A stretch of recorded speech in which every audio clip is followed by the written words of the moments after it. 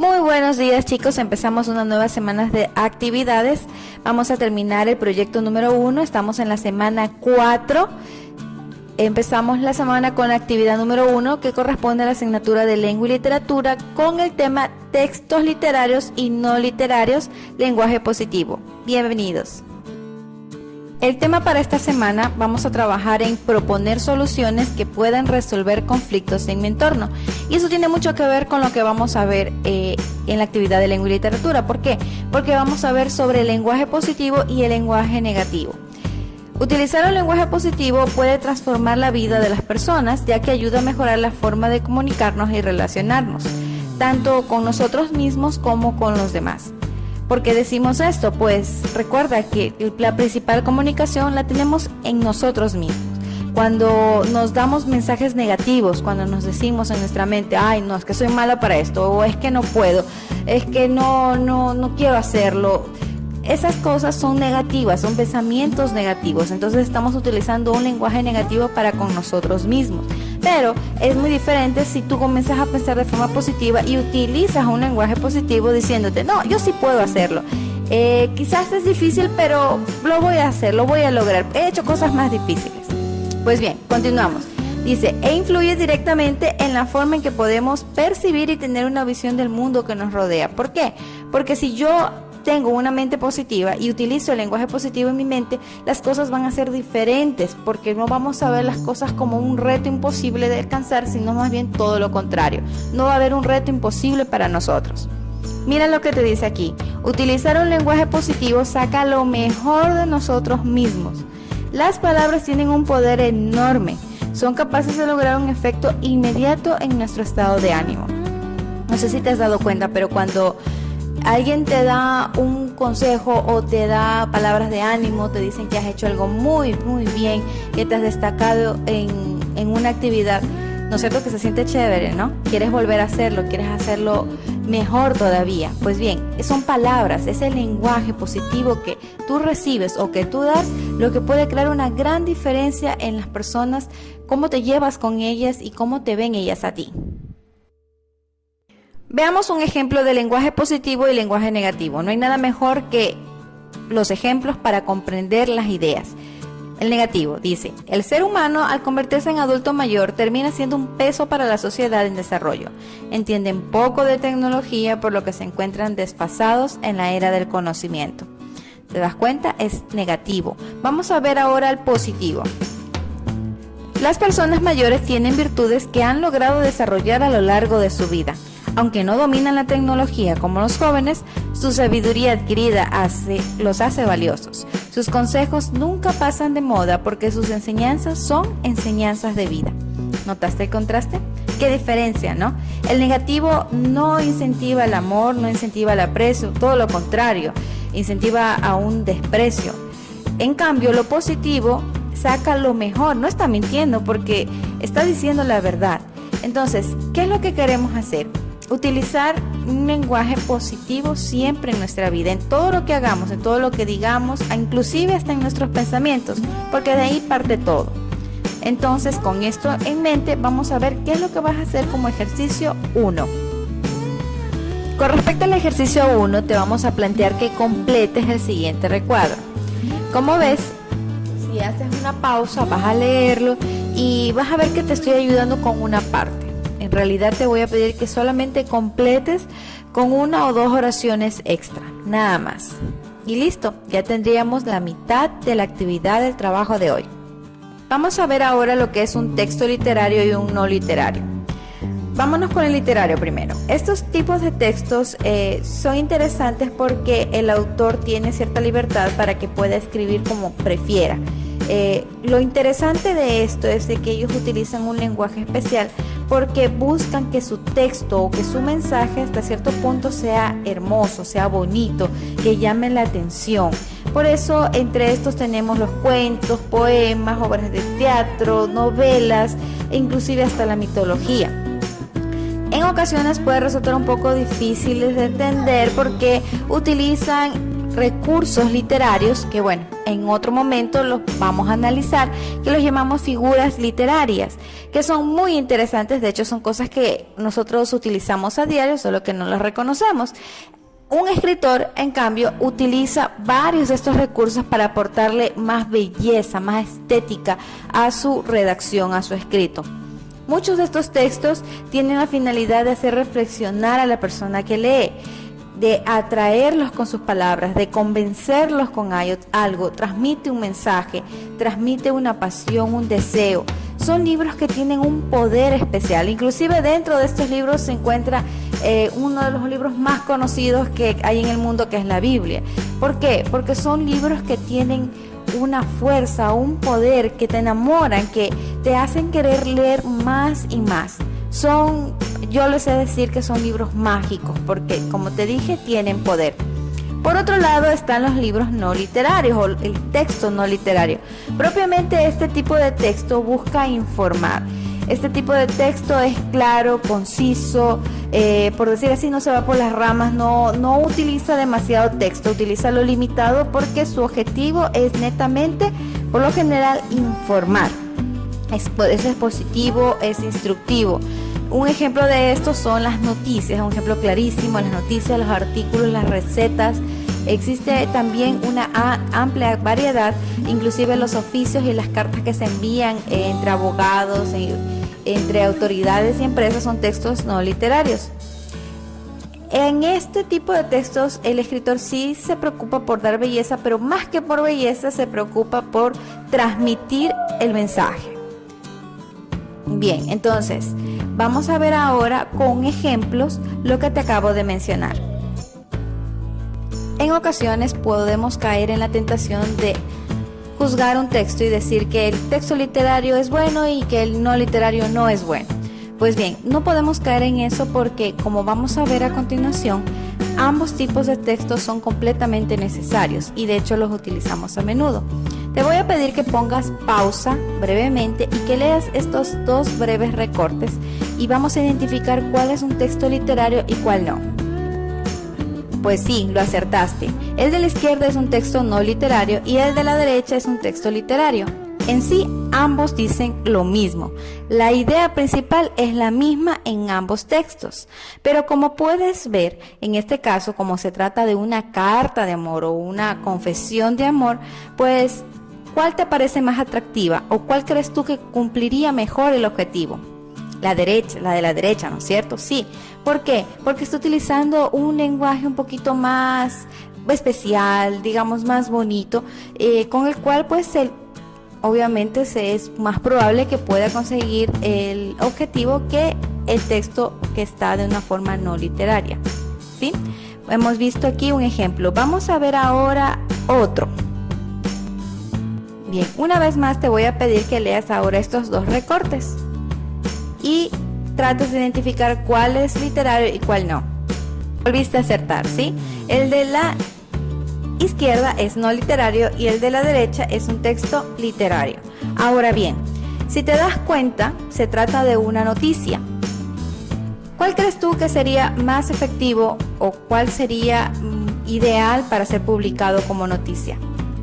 Tienes razón, el no literario. Y fíjate que ambos textos prácticamente ocupan el mismo espacio. O sea, no es que el uno es más reducido que el otro, no, ambos ocupan el mismo espacio. Sin embargo, el no literario está siendo mucho más objetivo, está siendo mucho más claro. Entonces, como puedes ver, no hay texto bueno o el texto malo, sino que hay formas de presentación que son favorables al momento en que uno quiera compartir un mensaje.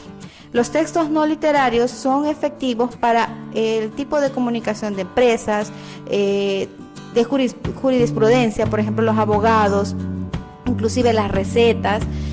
Hay un sinnúmero de ejemplos de textos no literarios que evitan utilizar mucho texto o no se, mejor dicho, no se preocupan mucho porque quede bonita la presentación del texto, porque su objetivo no es causar placer, no es causar gusto en el lector, sino más bien comunicar, informar.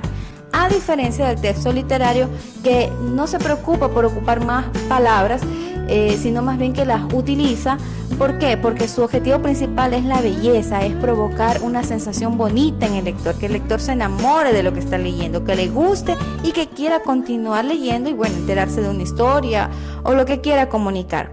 Como ves, ambos tipos de textos son muy necesarios, son muy efectivos y muy buenos, pero siempre y cuando logremos hasta cierto punto identificarlos. Pues bien, ahora que ya hemos definido qué es un texto literario y qué es un texto no literario, pues vamos a poder detectar fácilmente las grandes diferencias que existen entre ambos tipos de texto. Mientras que en el texto no literario el principal objetivo es dar una información en concreto sin necesidad de utilizar un lenguaje especial para embellecer el texto literario, por otra parte, hace todo lo contrario, utiliza un lenguaje especial para lograr darle un valor estético y cautivar al lector, tal como sucede con los poemas, leyendas, mitologías, novelas, cuentos, fábulas, cartas personales. Puedes ver aquí en la imagen, tenemos al lado derecho una muestra nada más de unos pocos textos no literarios, como son las noticias, recetas, textos de divulgación científica, informes. De hecho hay muchísimos más, solamente te he puesto unos cuantos para que tengas una idea. Y en el lado derecho puedes ver ejemplos de textos literarios.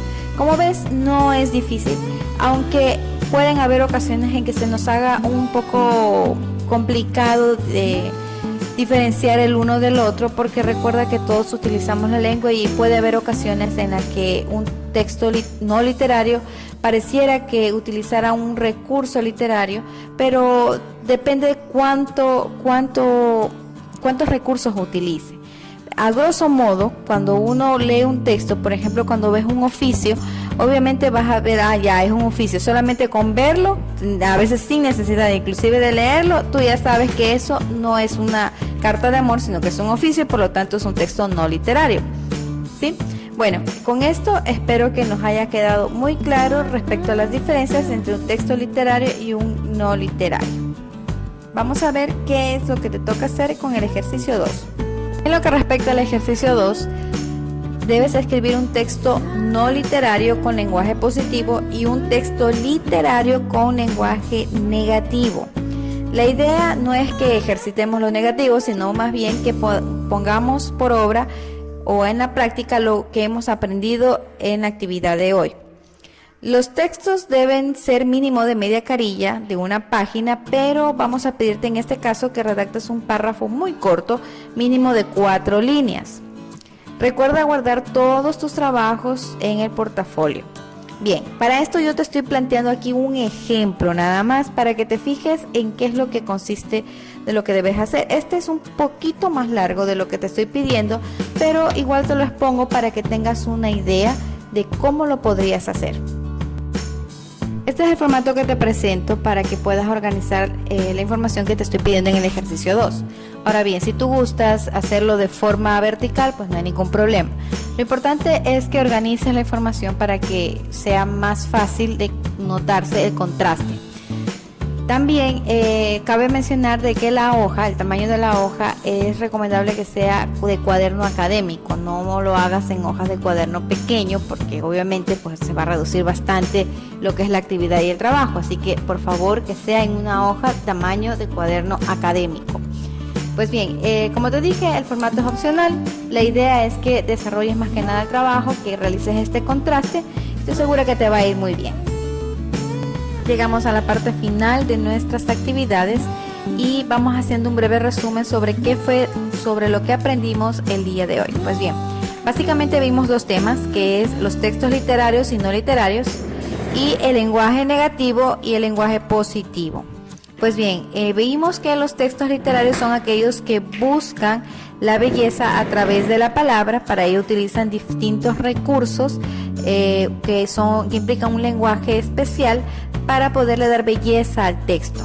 Mientras que el texto no literario, su principal interés es informar a las personas respecto a un tema.